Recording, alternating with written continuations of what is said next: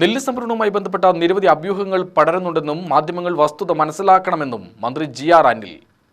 പാലക്കാട് ജില്ലയിൽ 2-3 ദിവസങ്ങൾക്കകം നെല്ല് സംഭരണം പൂർത്തിയാവും. മാർച്ച് 31 വരെ സംഭരിച്ച നെല്ലിന്റെ പണം നൽകിക്കൊണ്ടിരിക്കുകയാണ്.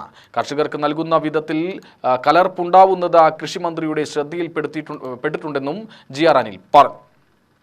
സംഭരിച്ച നെല്ലിന്റെ പണം കൊടുക്കാൻ കഴിയുന്ന കാര്യം നെല്ല് സംഭരണം കഴിഞ്ഞ് നെല്ല് അരിയാക്കി അരി റേഷൻ കടയിലെത്തി റേഷൻ കടയിൽ വിതരണം ചെയ്തതിന് ശേഷമാണ് കേന്ദ്ര ഗവൺമെൻറ് നമുക്ക് സെറ്റിൽമെൻറ്റ് നടത്തുന്നത്. അത് 1109 കോടി രൂപ ഇനിയും നമുക്ക് കേന്ദ്രം നൽകാനുണ്ട് നമ്മൾ കൊടുത്ത ഇനത്തിൽ. ആ കാലതാമസം ഒഴിവാക്കാൻ വേണ്ടിയാണ് നമ്മൾ ERS വായ്പ എടുക്കുന്നത്. ERS വായ്പ ഇത്തവണ പുതുക്കേണ്ടുന്ന ഒരു ഘട്ടമാണ് കാനറ ബാങ്ക്. കാനറ ബാങ്ക് പുതുക്കുന്നതുമായി ബന്ധപ്പെട്ട് അവർ പലിശയിൽ വർധനവാണ് ഡിമാൻഡ് ചെയ്തത്. 9.5% പലിശ ഉണ്ടെങ്കിൽ മാത്രമേ വായ്പ തരാൻ കഴിയൂ എന്ന നിലപാടിലാണ് അവർ ഉറച്ചു നിന്നത്. പലവിധ ചർച്ചയാണ് കുറച്ച് നീണ്ടുപോയത്.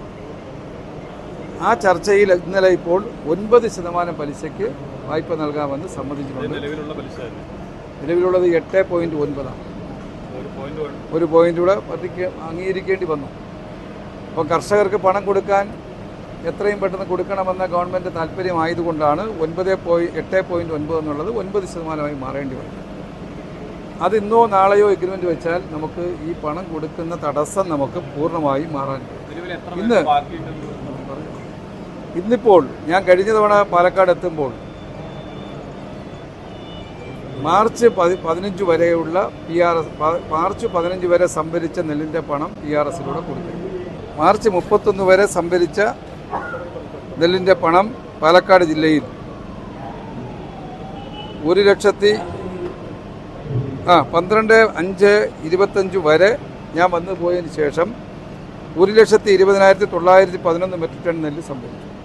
ഇപ്പം മാർച്ച് 31 വരെയുള്ള പണം കൊടുക്കാനുള്ള നടപടികൾ അനുസരിച്ച് കൊടുത്തുകൊണ്ടിരിക്കുകയാണ് സ്റ്റേറ്റ് ബാങ്ക് ഓഫ് ഇന്ത്യ.